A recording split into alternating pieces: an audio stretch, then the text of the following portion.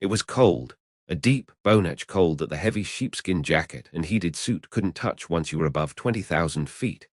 That's the first thing you remember, the cold.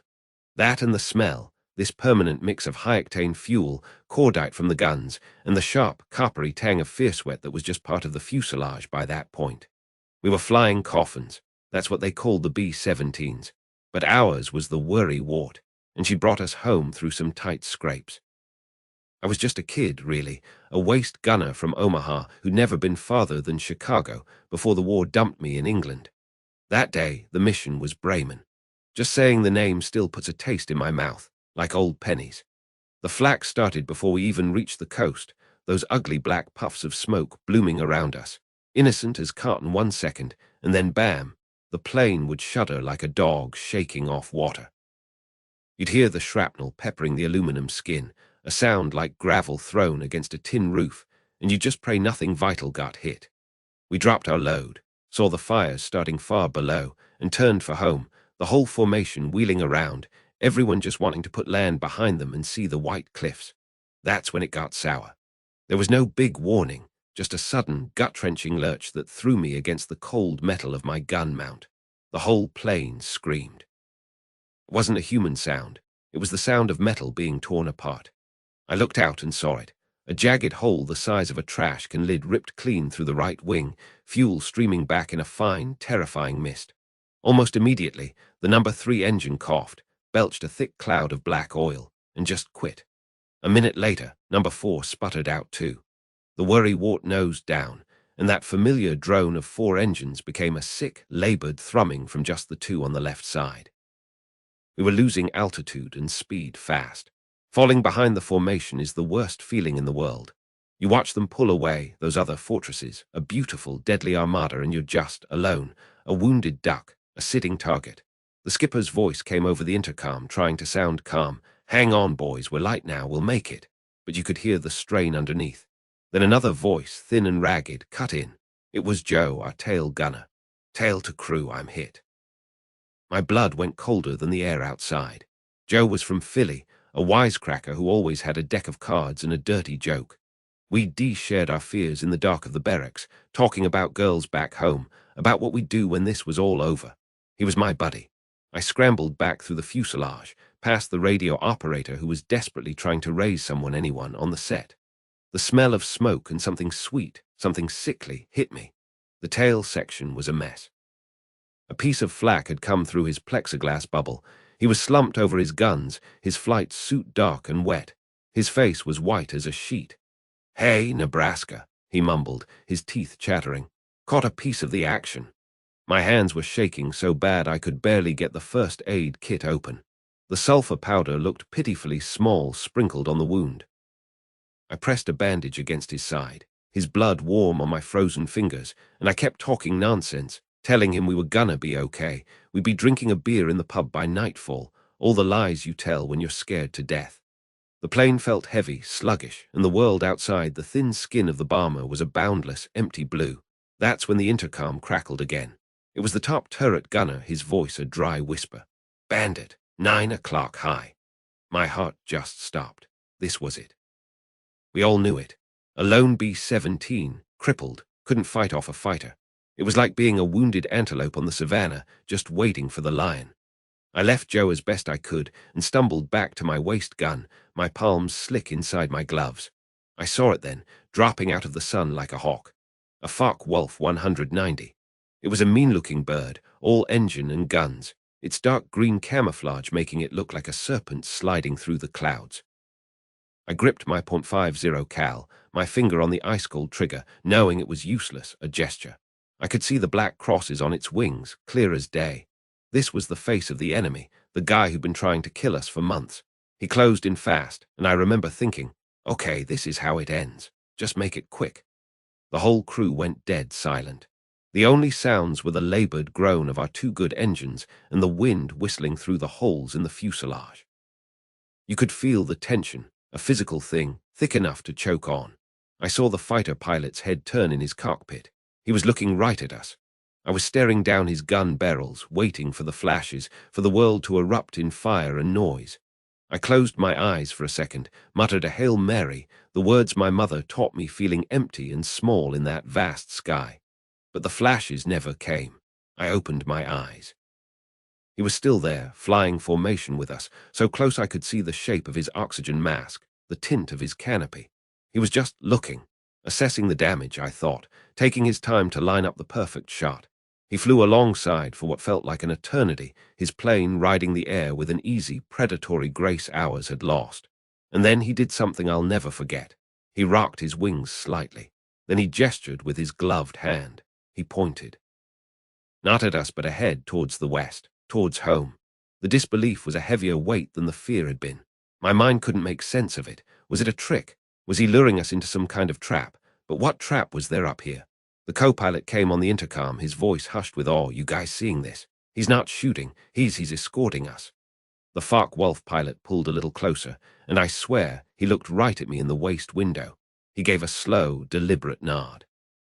And in that moment, something passed between us, something that had no place in that war. It wasn't about countries or flags or who was right anymore. It was just two men, two kids probably, stuck in this insane metal carnival of death. He saw a crippled plane, wounded men, a bird that would never make it home on its own, and he chose not to deliver the killing blow. The suspicion slowly melted away, replaced by a fragile, dizzying hope. He tucked in off our wingtip, and we flew like that, the German fighter and the American bomber, a bizarre caravan moving west. Every minute felt like an hour. I couldn't tear my eyes away from him. I'd been trained to see that plane, that insignia, as the embodiment of evil.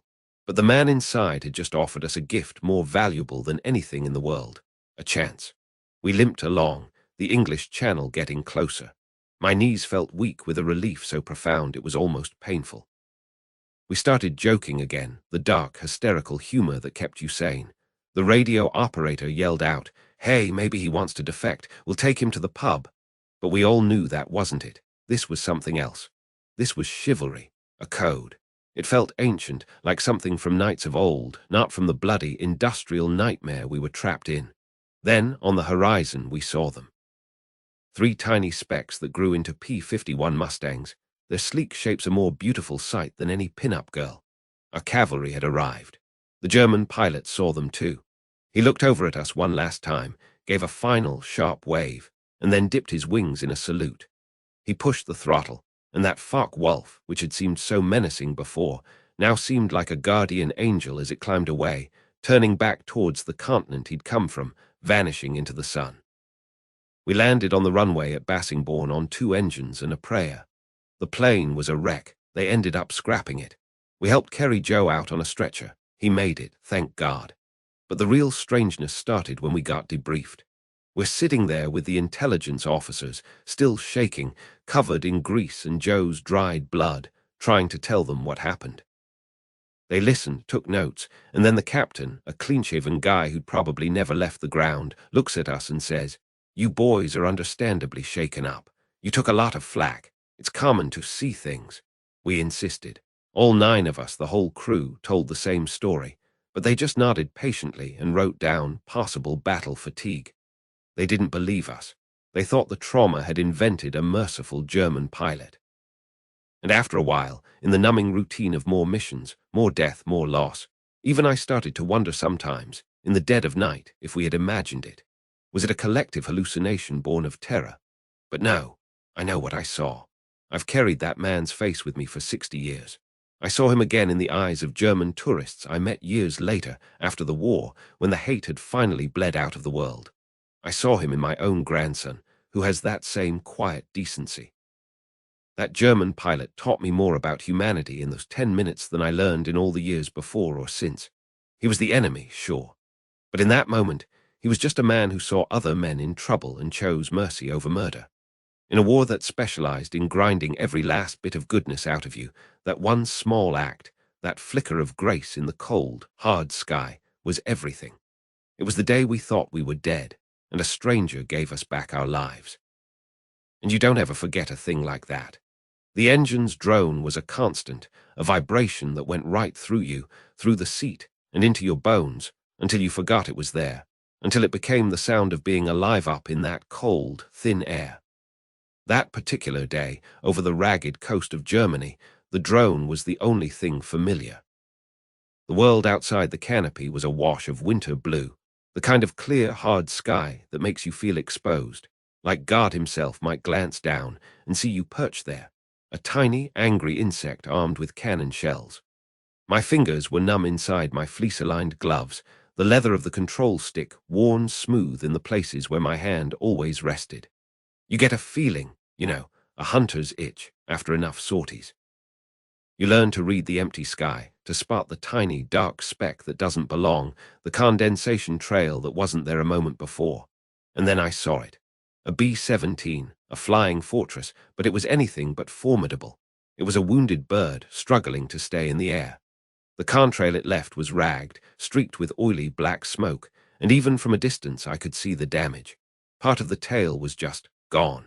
A great, gaping wound in the fuselage. My grip tightened on the stick instantly, the old impulse kicking in. This was it, an easy kill. They call it a victory when you add another tally to your name, but up there in that moment, it's not about glory. It's a grim, simple arithmetic. Them or you. You see the enemy, you close in, you fire. Your heart hammers in your chest, a frantic drumbeat against the cool metal of the oxygen mask clamped to your face. I pushed the stick forward, my Messerschmitt 109 descending in a shallow dive, the target growing larger in my gun sight. This one would be simple. They were crippled, slow. They wouldn't even see me coming. I could almost feel the weight of the machine guns under my thumbs, the slight pressure needed to send a stream of 20 shells tearing into them. One quick burst. That's all it would take. And then I'd go home, report another kill, maybe get a nod from the commanding officer. Another mark on the side of the plane that meant nothing to anyone but the men who kept score. But as I closed the distance, something inside me, a voice quieter than the roaring engine, started to speak. It was the voice of my old commander, Gallant. I could see his face, serious, his eyes holding yours with an intensity that brooked no argument. He'd gathered us rookies together back in Africa, the dust of the desert still coating our boots. "Gentlemen," he'd said, and the way he said it made you feel like you were something more than just cannon fodder. "When you go up there, remember this. You are knights. You are not butchers. There is honor in this fight. You fight the plane, the machine, not the men inside when they are helpless." We'd all nodded, young and eager, thinking we understood. But out here, in the freezing silence over the Reich, with cities burning below and the relentless pressure to kill, those words felt like a childhood fairy tale. Honor was a luxury we couldn't afford. Yet, as I drew nearer, Gallant's voice got louder, fighting with the adrenaline screaming in my veins. I was close enough now to see the details, and the sight hit me like a physical blow.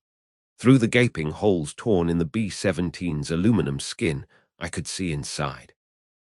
I saw a gunner's position, the plexiglass shattered, and the gunner himself, slumped over his weapon, motionless. He was just a boy, a blur of flight suit and too young flesh. And then I saw other faces, pale and terrified, staring back at me from the dark interior. They weren't faceless enemies, they were boys. Kids, probably from some farm in Kansas or a street in Chicago, their eyes wide with a terror I knew all too well. I could see them moving, struggling to help their wounded, trying desperately to keep their mortally wounded plane in the air. The hunter's instinct drained out of me, replaced by a cold, sickening clarity. This wasn't a victory. This was a slaughter. This was a limping, bleeding creature trying to get back to its nest, and I was the wolf closing in for the kill. In that split second, the B-17 transformed. It was no longer a symbol of the enemy's bombing campaign, no longer a target. It was a plane full of boys, just like the boys in my squadron, trying to do an impossible job, and more than anything, just trying to get home. The weight of my own memories pressed down on me then, a memory I kept buried deep because it was too painful to touch. It was back in North Africa. The sun was a brutal, unflourishing hammer, the sky a bleached white. My friend, a pilot named Johann, a guy who could make you laugh even when the engine was coughing oil and the tomahawks were on your tail, had been shot down. We saw him go down, his plane trailing smoke, managing a rough landing in the sand. We circled helpless as he climbed out of the wreck, waving up at us. But we were low on fuel, and the air was thick with enemy planes. We had to leave him. We had to leave him there, alone in that vast, empty desert, a sitting duck. I saw the hope drain from his face as we turned away. We never heard from him again. Gone, just like that. I made a vow to myself then, staring at the empty horizon where my friend had disappeared, a quiet, desperate promise in my heart. If I ever had a chance to show a shred of decency in this rotten war, if I could honor a fallen comrade by acting with a little bit of the honor he himself had possessed, I would do it. I would not be the reason another man was left to die alone. And here it was. This B-17, this wounded bird, was my chance. The choice was made before I even consciously thought it. I relaxed my thumb from the trigger. I slowly, carefully moved my plane up alongside them, close enough that I could see the shocked disbelief on the face of their pilot. My own heart was pounding now for a different reason. This was a different kind of danger. If any of my own comrades saw me, if command found out, I would be court-martialed, shot for treason, a traitor for showing mercy. The irony was so thick I could taste it, a metallic fear in the back of my throat. I pulled up on their wingtip, so close I could see the rivets on their fuselage, the patches of oil, the terrible damage. The tail section was a skeleton of torn metal. How it was still flying was a miracle. The American co-pilot was staring straight at me, his face a mask of confusion and fear. He expected the cannon fire. He expected to die. I could see him tense, waiting for the end. I had to show him I wasn't a threat. I couldn't speak to him, couldn't radio him, so I did the only thing I could think of. I flipped my oxygen mask up onto my forehead so he could see my face. A human face. Not a Nazi, not a killer, just a man. I gestured with my hand, a motion toward the horizon, toward the North Sea. I pointed down, trying to indicate they should descend, to get lower, to stay out of sight of any other German patrols. I nudged my plane gently, flying in formation with them, a shepherd for a flock of one. The look in that American's eyes changed. The raw terror softened into a bewildered understanding. He gave me a slow, hesitant nod. And in that moment, a bizarre, silent partnership was formed high above the war-torn earth. My head was on a swivel, constantly scanning the sky. I wasn't afraid of American fighters anymore. I was terrified of my own.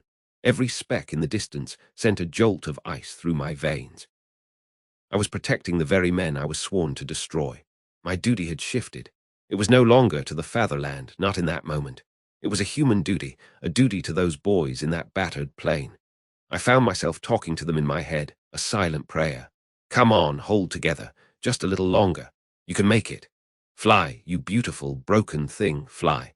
We flew like that for what felt like an eternity, the thunder of our engines the only conversation. I guided them ever so slightly, nudging them toward the coast. I watched as they slowly descended, struggling for every foot of altitude. Finally, we broke out over the cold, grey water of the North Sea. They were out of German airspace. My job, my self-appointed treasonous mission, was done. There was nothing more I could do. I looked over at the co-pilot one last time. He was still watching me. I saluted him, a slow, deliberate gesture of respect. Then I dipped my wings, shoved the throttle forward and banked away, climbing back into the sun. I didn't look back. I couldn't. The flight back to my base was the loneliest of my life. The cockpit, usually a second skin, felt like a cage. The lie I had to tell was already forming in my mind, a heavy, sour weight in my stomach. When I landed, the mechanics swarmed the plane. "Any action, France?" one of them asked. I forced a grin, the muscles in my face feeling stiff and alien. Nothing. Some engine trouble, a rough idle, had to turn back. The words tasted like ash. I walked away from the hangar, the winter sun doing nothing to warm me. I carried that secret with me through the rest of the war, through sorties and dogfights, through the slow, grinding defeat, through the final collapse. It was a burden I never shared with anyone. In the mess hall, listening to the others boast of their kills, I just stayed quiet. That single act of mercy became my private war, a war against the gnawing doubt. Had they made it? Had I risked a firing squad for nothing? Were those boys, whose faces were seared into my memory, lying at the bottom of the sea? It was a ghost that flew on my wing for 40 years. After the war, I emigrated to Canada, trying to put the past behind me to build a new life. The memory of that day never left me, but it became like an old photograph, faded and distant. Then, decades later, I got a phone call. A writer was asking questions, researching a story about a B-17 that had been escorted by a German pilot. My heart stopped.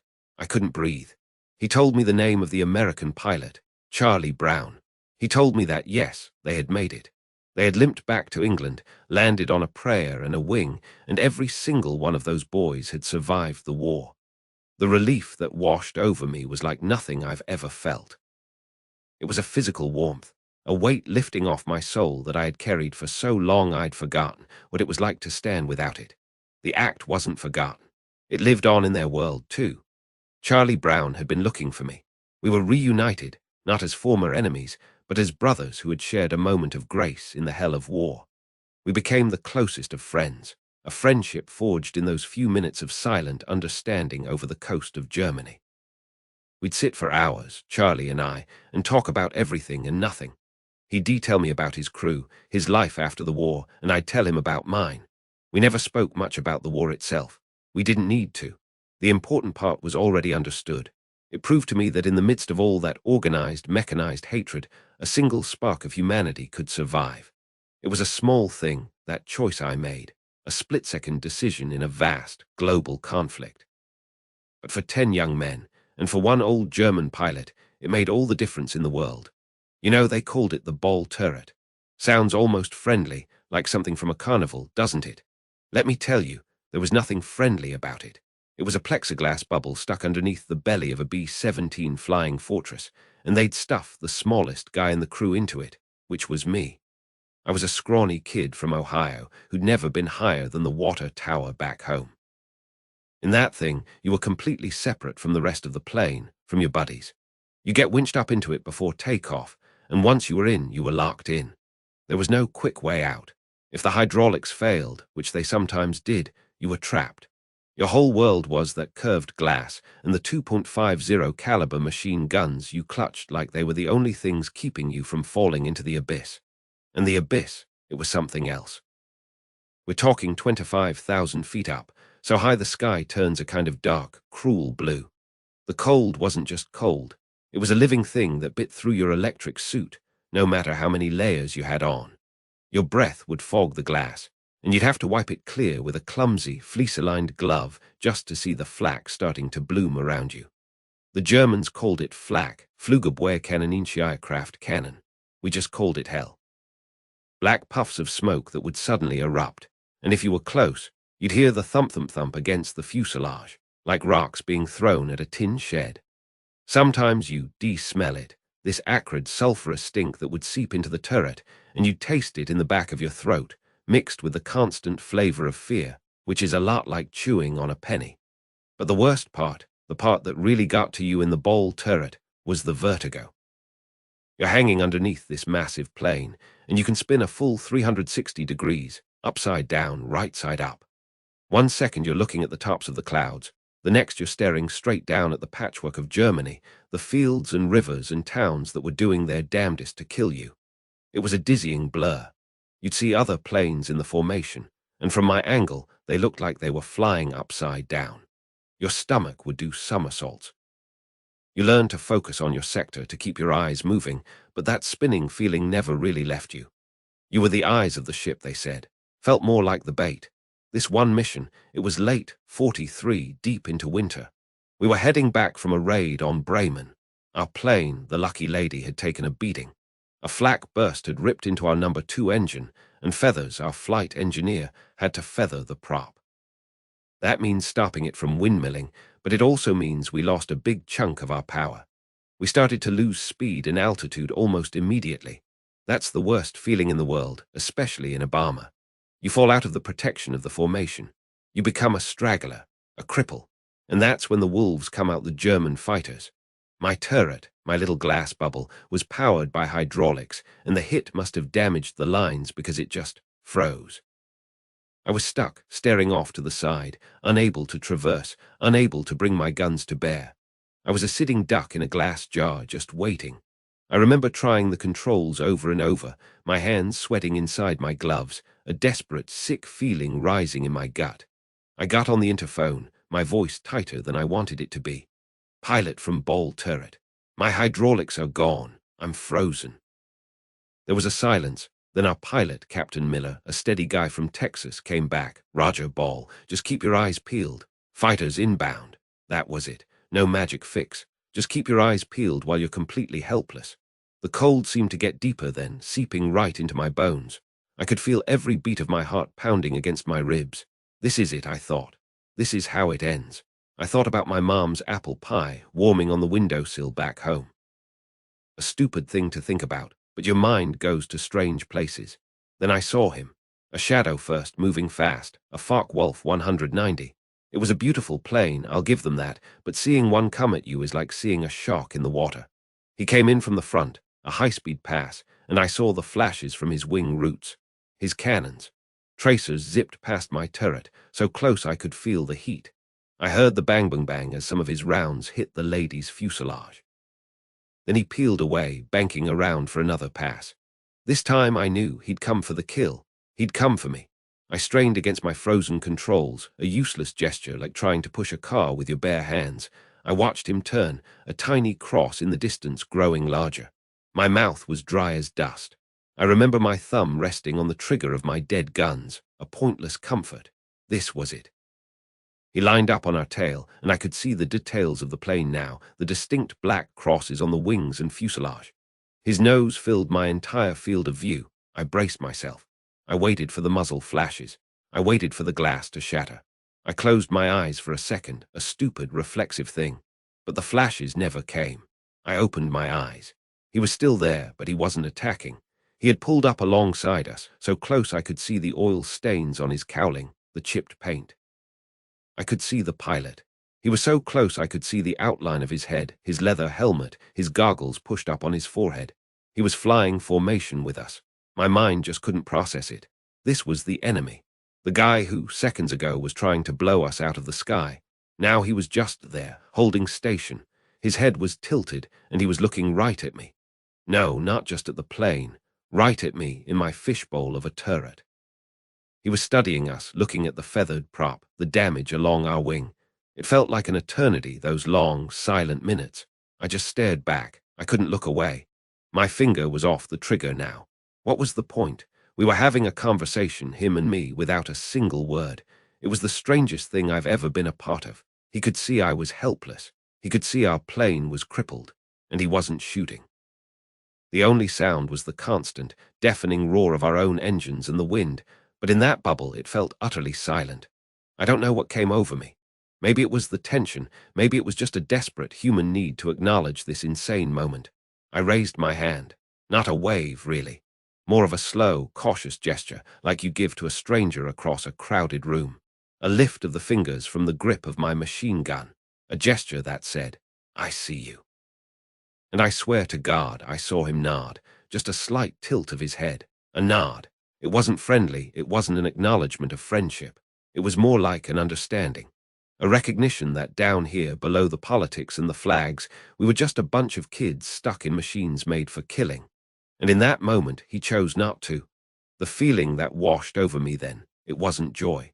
It was something more profound. It was like my heart, which had been clenched into a frozen fist in my chest, suddenly started beating again. I felt a tension in my shoulders I didn't even know I had eased up just a fraction. A tiny seed of hope was planted in that frozen ground of despair. I got on the interphone, my voice a cracked whisper. "Skipper, Ball turret." Miller came back. "Go ahead, son." I said. "The Focke-Wulf, he's just staying there. Off our wing, he's not attacking." There was a long silence on the line. I could imagine the looks being exchanged in the cockpit. Then Miller said, "You sure, gunner?" "Yes, sir. He's right there, just looking at us." It was surreal, completely and utterly surreal. He stayed with us for what felt like an hour, but was probably only 10 or 15 minutes. He escorted us. A German fighter pilot, escorting a damaged American bomber out of German airspace. He'd occasionally glance over at me, then look back at our plane, scanning the sky. I started to think maybe he was protecting us from his own comrades, making sure no other fighter came in to finish the job. It was an act of mercy so pure, so unexpected, that it felt like a dream. The fear started to recede, replaced by a kind of bewildered awe. I wasn't going to die today, not by his hand anyway. Then, as we finally limped our way towards the North Sea, as the coastline appeared as a smudged line on the horizon, he did something else I'll never forget. He rocked his wings, a slow, deliberate motion, a signal, and then he pushed the stick forward and peeled away, diving back towards the continent he called home. I watched him go, his plane getting smaller and smaller until it was just a speck and then nothing. And a strange feeling came over me. It wasn't just relief. It was a sense of loss. This man, this enemy, this ghost in a Focke-Wulf had been my guardian angel for a brief, impassable moment, and now he was gone. I felt more alone than I had when I was waiting for him to shoot. When we crossed the coast, we picked up our own fighter Escort, a flight of P-47 Thunderbolts. They swooped in, big and beautiful, and took up position around us. The war felt normal again, but nothing felt normal to me after that. We made it back to the base in England, a rough landing on the damaged gear, but we made it. As we climbed out of the Lucky Lady, every one of us kissed the ground. We were shaking, laughing, slapping each other on the back. But when the debriefing officer asked me what happened, why I didn't fire my guns, I told him the truth. I told him about the German pilot. He looked at me like I had a screw loose. He wrote down mechanical failure of ball turret, an enemy fighter broke off engagement for unknown reasons. That was it, the official record, but I knew what happened. I made a vow to myself, right there in the debriefing hut, still smelling of cordite and cold sweat. I vowed that if I ever had the chance, if I was ever in a position of power over someone who was helpless, I would remember that German pilot. I would show that same mercy. The war hadn't stripped all the decency away. One man on the other side had proven that. That moment shaped me. It shaped the rest of my life. I flew more missions after that, and I saw more terrible things, things I don't like to talk about. But I always carried that with me. For years, for decades after the war, I wondered about him. Who was he? Was he a father? A schoolteacher before the war? Did he survive? I'd look at old German veterans groups in magazines, hoping to see a face I recognized. I never found him. He's a ghost to me, but he's the ghost that gave me the rest of my life. He taught me that the line between enemy and man is a lot thinner than they tell you, and that sometimes the most heroic thing you can do is to not fire your guns. That's a debt I could never repay to him, so I've tried to repay it to the world in small ways ever since. Just by trying to be decent. It sounds simple, but after what I saw, it's everything. The cockpit stank of hot metal and something sweet and coppery, blood, mingling with the sharp tang of leaking hydraulic fluid. I could hear it, a faint hissing underneath the roar of the three good engines, a sound that set my teeth on edge. Jack, our pilot, was slumped forward against his harness, his left arm hanging limp and slick with red, his knuckles white as he tried to keep a grip on the yoke with his good hand. His voice was a tight strain over the interphone, just curses and grunts as he fought the shuddering controls of the fortress. She was a wounded bird, our sentimental journey, and listing hard to the right, that number 2 engine just a mess of shattered metal and smoke. The responsibility, it just landed on my shoulders, heavy as an anvil. I was the co-pilot, just a kid from Ohio a year ago, but right then I was the senior unwounded officer, and 10 pairs of eyes, 10 lives, were waiting on me to make it right. I did a quick calculation in my head, the kind they drilled into you but you never think you'll actually use. Altitude, 12,000 and falling fast.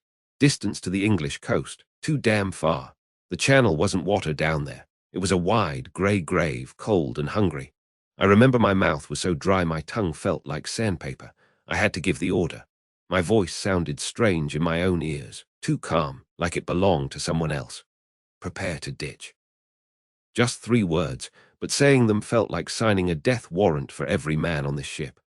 I heard the acknowledgement clicks over the interphone, no words, just static and those clicks, and each one felt like a nail in a coffin. You think about things in those moments, stupid things. I thought about the cherry pie my mom used to make and how I'd never taste it again. I thought about my buddy Tommy, the ball turret gunner, sealed in his little glass ball under the plane, and what that ditch would feel like for him. It's a heavy feeling, that burden of command. It's not about glory, it's about the weight of all those lives, all those futures, resting on the next dumb decision you make. That's when Smitty's voice, our waist gunner, cracked over the interphone, high-pitched and panicked. "Fighter, 6 o'clock high. Jesus, he's coming in fast." And I just felt a cold resignation wash over me. This was it. This was how it ended. We couldn't outrun a kid on a bicycle, let alone a Focke-Wulf 190. We were a sitting duck, bleeding altitude and hope. I braced myself, waiting for the sound of cannon fire ripping through the thin skin of the plane, the shudder of impacts. But it didn't come. There was a long silence, just the ragged breathing of the crew on the interphone, and then Smitty again, his voice full of pure confusion. He's not shooting, sir. He's slid right in, his formation flying. I can see the pilot clear as day. A burst of anger, hot and sharp, went through me. A cruel trick. That's what it had to be. The Kraut was toying with us, lining up for the perfect shot, or maybe herding us somewhere for his buddies to finish the job. I craned my neck, looking back through the plexiglass, my whole body tense. And there he was. Sleek, predatory Focke-Wulf 190, so close I could see the dark shape of the pilot's head in the cockpit, the black crosses stark against the grey paint. He was holding position off our wingtip, rock steady. It was the damnedest thing I ever saw. My mind started racing, a debate with myself right there in that smoky cockpit. Was this a ruse? Lull us into a sense of safety, then strike? Or was he waiting for us to bail out so he could shoot my boys in their chutes? I'd heard the stories. But he wasn't moving. He was just there. It made no sense. In this whole damn war, nothing ever made less sense. Jack groaned next to me, and I made a decision, a leap of faith that I still can't fully explain. I keyed the interphone, my voice tight. All positions, hold your fire. I repeat, hold your fire. Let's see what he does. The silence on the interphone was heavier than any protest could have been. So we flew on, this crippled American bomber and its German escort. My eyes were glued to him. Every little dip of his wing, every slight adjustment of his throttle, I was reading it like a book. It was a strange, wordless communication between two pilots high above the world, a world that had gone completely mad. He'd drift back a little, then ease forward, his movements smooth and precise. It wasn't aggression, it was care. It was like he was shepherding us. I could taste the fear in my throat, a metallic taste, but under it was this bewildering thread of something else. Something like hope. I kept waiting for the other shoe to drop. Every minute that passed felt like an hour. I remember the cold seeping into the cockpit, the wind whistling through a bullet hole somewhere, and the sheer exhaustion that threatened to pull me under. But I couldn't look away from that fighter. My co-pilot's seat felt like the center of the universe, and every decision, every breath was magnified. Tommy's voice came on the interphone, trying to sound brave. Hey, Skip, you think he wants to surrender to us? A bit of that dark humor we all clung to. I managed a weak chuckle. Just keep your eyes peeled, Tommy. And we flew.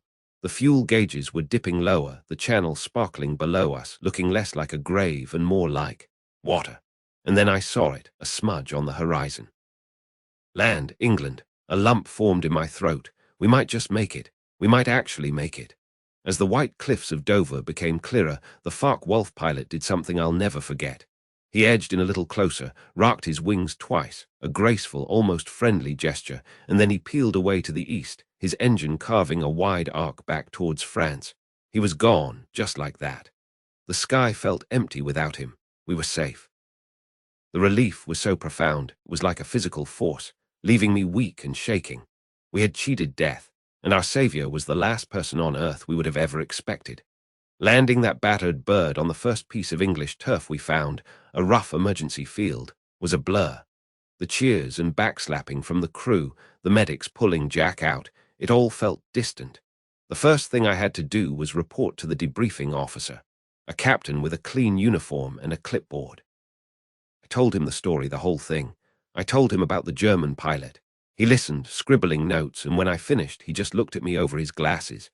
"Lieutenant," he said, "are you sure it wasn't a P-51? The light can play tricks. You were under a lot of stress." I insisted. I described the plane, the crosses, the shape of the cockpit. He just nodded, made another note, and I saw that look, the look of polite disbelief.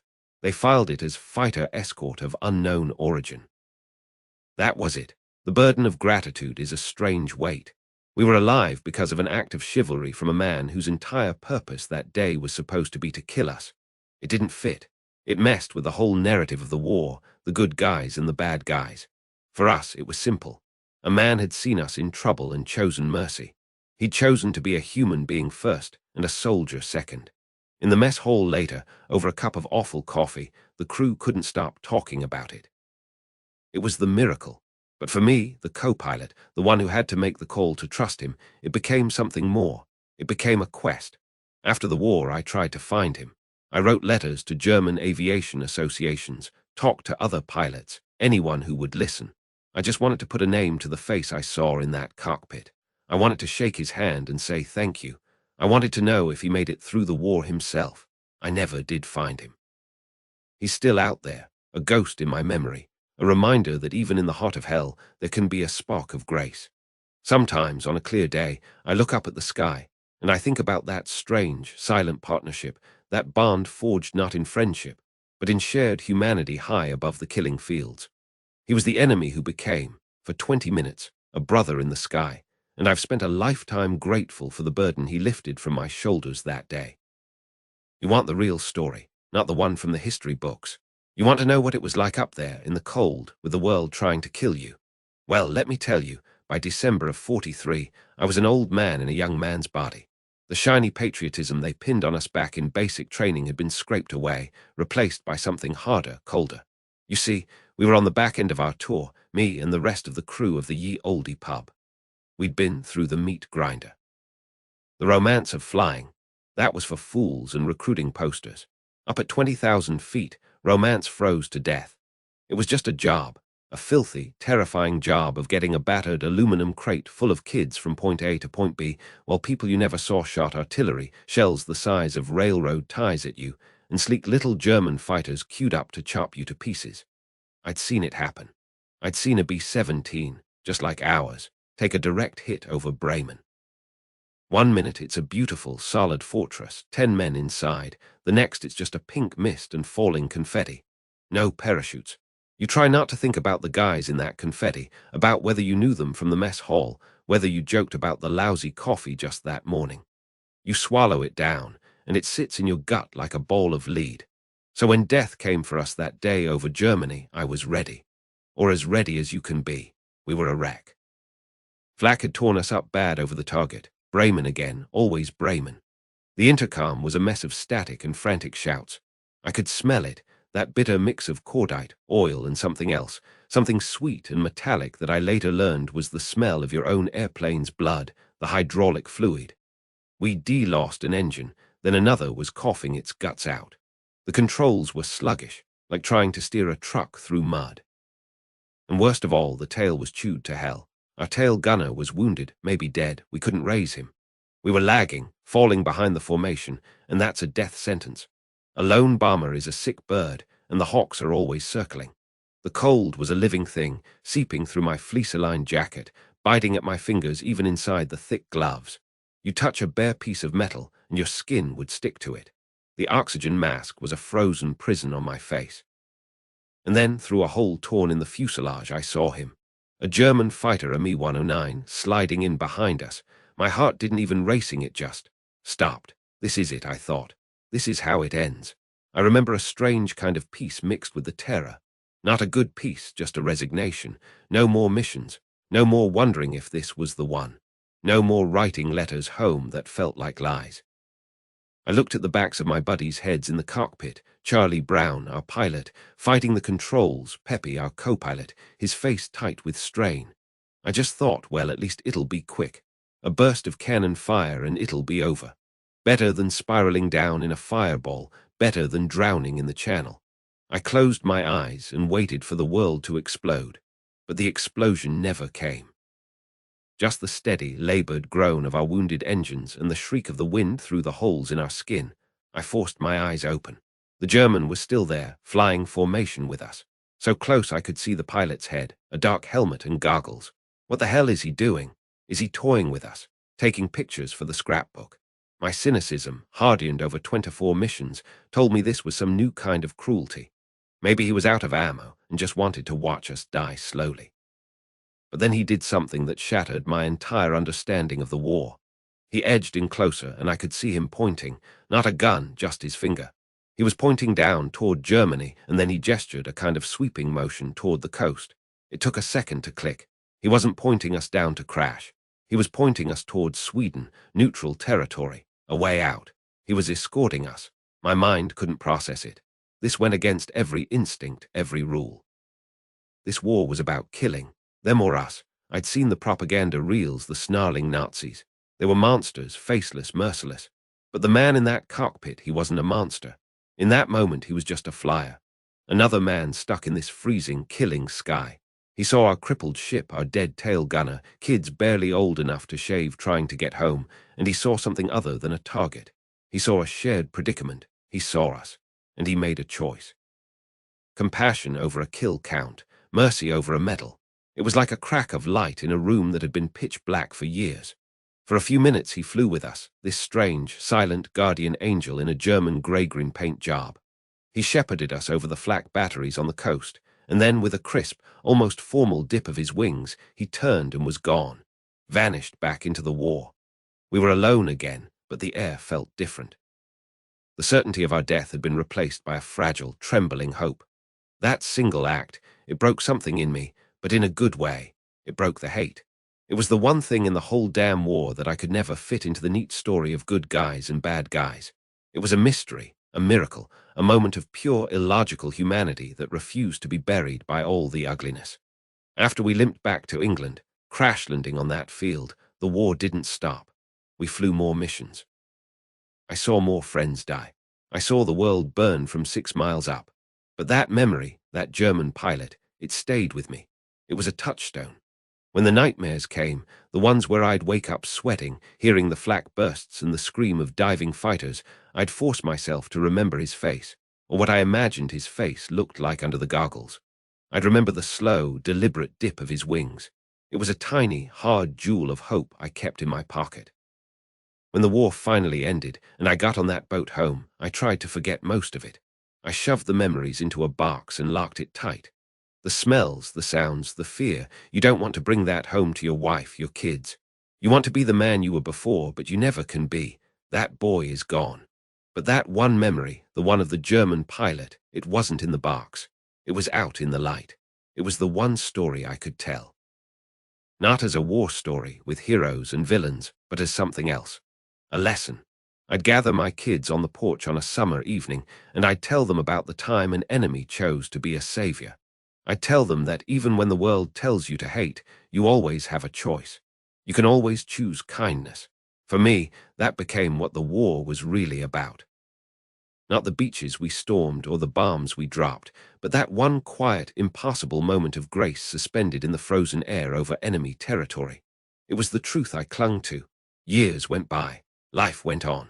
The war became a faded photograph, a dull ache in my bones when the weather turned cold.